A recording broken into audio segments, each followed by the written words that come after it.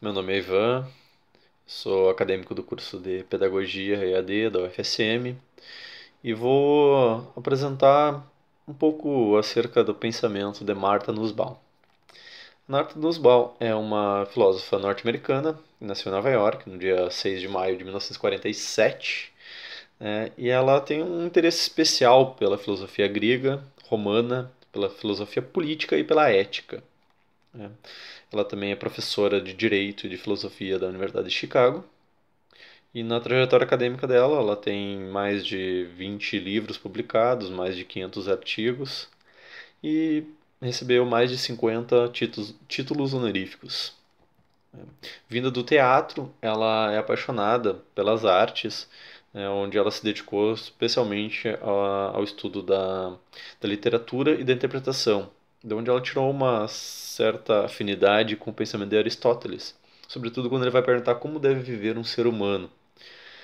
Outras influências da autora são Nietzsche e John Stuart Mill.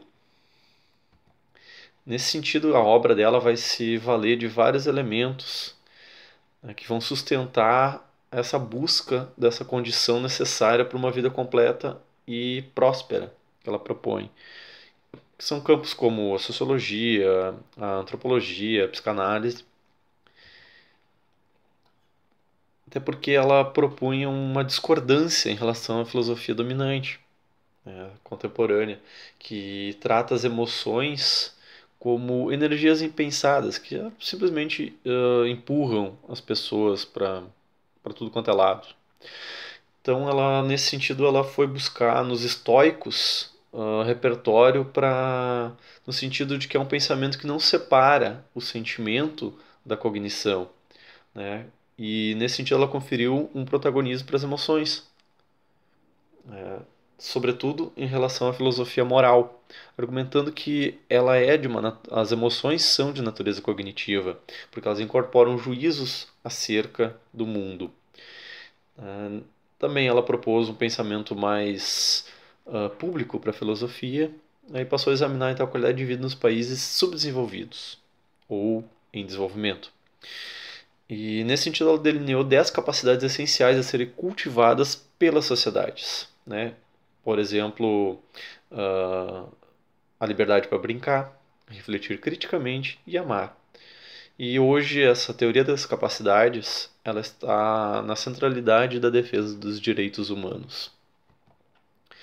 Além disso, também ela produziu uma das versões mais influentes da teoria do contrato social na contemporaneidade, uh, que basicamente diz que cidadãos racionais eles concordam em serem governados porque eles reconhecem a necessidade da cooperação.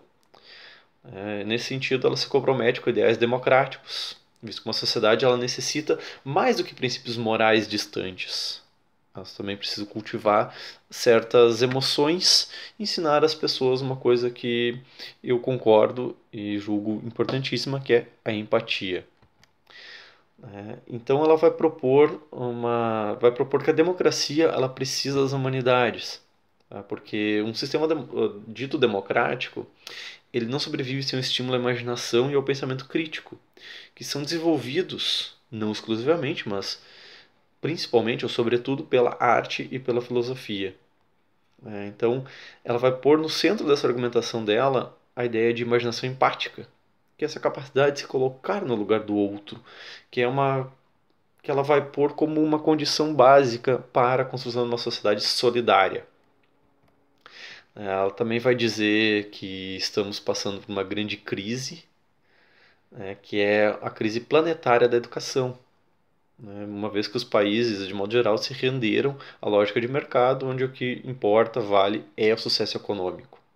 Ela coloca que então parece que esquecemos que as faculdades do pensamento e da imaginação, que tornam o humano humano, né, bem como as interações, né, revelam um caráter utilitarista das relações humanas e que excluem as relações empáticas. E ela vai então propor a importância dessas relações empáticas. Então, até para que possamos compreender a complexidade do mundo, né?